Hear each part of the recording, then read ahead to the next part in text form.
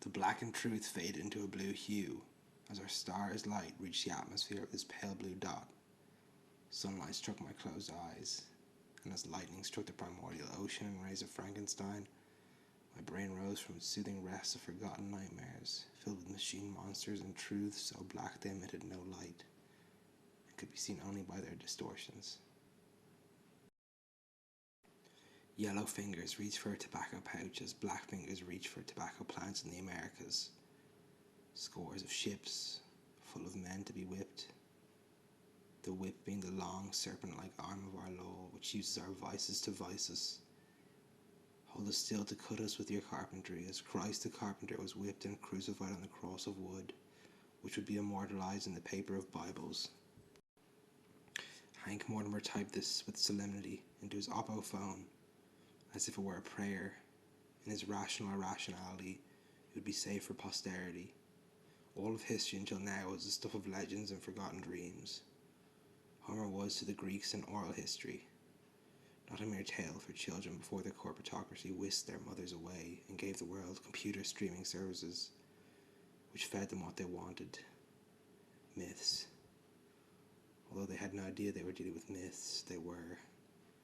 The cultural myths, informing their dreams and therefore their nightmares. It was just as religion, the religious fearing an all-powerful God, condemning and chastising in equal measure. Why fear God, Hank thought. It's only your actions which will send you to the bliss or the abyss. Fear yourself, what you are capable of feeling and thereby doing. Emotion should be man's only fear, for love pricks all the worse than hatred. But I digress, dear listener. Mr. Mortimer and his Promethean task is the focus of our story. He sees a girl, maybe 20 years old, with the latest iPhone, coming out of a Centra with a pride flag sloppily pasted onto its door, where Chinese men work the till and women from South America mop the floors. When technology is decentralized via 3D printing, the industrial slavery of the third world which supports the corporate technocracy will fall, and when cryptocurrency becomes the main currency of exchange, the governments will be redundant in their roles as mediators and issuers of economic units in the form of inflationary fiat currency, and anarcho-capitalism will prevail, not because it is morally correct, but because it is the next logical step. There will then be revolutionary pockets of anarcho-communists who would impose ideological measures in an attempt to steer humanity away from its providential future, not by virtue of their weak economic arguments, but their appeal to man's soul via abstract works of art, which highlight to man the ultimate mystery of reality, so that we could never be propagandized again, and the age of Homo sapiens sapien will come to an end as we upload our consciousness into computers and become machine monsters. This thought was transmitted to the Akashic records to be picked up by Greys, minions of the reptilians themselves servants of the demiurge, a bottom-up emanation of unthinking, calculating matter, which can project chaos and randomness so perfectly distributed it appears to fools in the 21st century as a random number generator, and to geniuses in the 21st century a language of symbolism to be ciphered endlessly via language.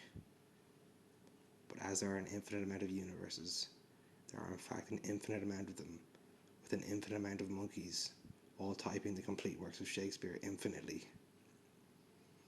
which is somehow less impressive than one monkey doing so on our pale blue dot, orbited by an odd little satellite that never turns, and somehow has a circumference that fits perfectly into the circumference of the sun during a total solar eclipse.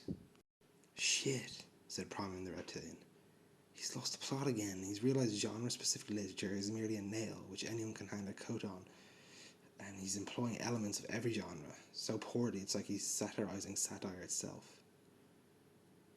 I personally think he doesn't have a clue what the fuck he's doing, interjected Plopshite the Nordic.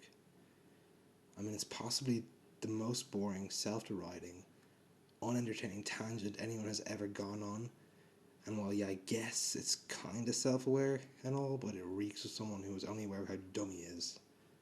Prominent retorted, nah, it's not that dumb. I mean, like, they are monitoring him up to and including the 11th dimension, and what he's doing is personal psychotherapy, analysing the Jungian shadow with the conscious linguistic skill of his Freudian ego, creating a myth of his own reality, which he realised was literal in that he's in a solipsistic forever machine and is God himself. But stuttered Plobshite, who are we and what the fuck are we even talking about? And you jump straight into solipsism with zero philosophical arguments. I'm not going to debate you, Jerry. Who the fuck is Jerry? Yeah, this is getting meta as fuck. It seems he's discovered that language can go on forever, and as a representation of reality, the implications are obvious. The only obvious thing about this is how dumb he was for only figuring it out now. Didn't other humans start their thought lives like this, like as soon as they left the womb? And didn't Freud say a baby would destroy the world for no reason if it could? Is he an overgrown baby or some shit? Plopshite, language, please. Okay, so he's either the most cognitively delayed genius to ever live, or a sociopath manipulator, undermining other people's foundational beliefs about reality, so they will call him a genius? Now that I think about it, it's a genius move either way. It's not abstract in the slightest. There is no mystery. It's like a detective book about a detective who isn't actually a detective and investigating something that never even happened. Yep, and to be honest, that would make a better story than this. This is the worst thing anyone has ever written. You better make it an anthology or something, or else I'm unsubscribing. And fuck the audio, sounds like he recorded with his phone. Finn.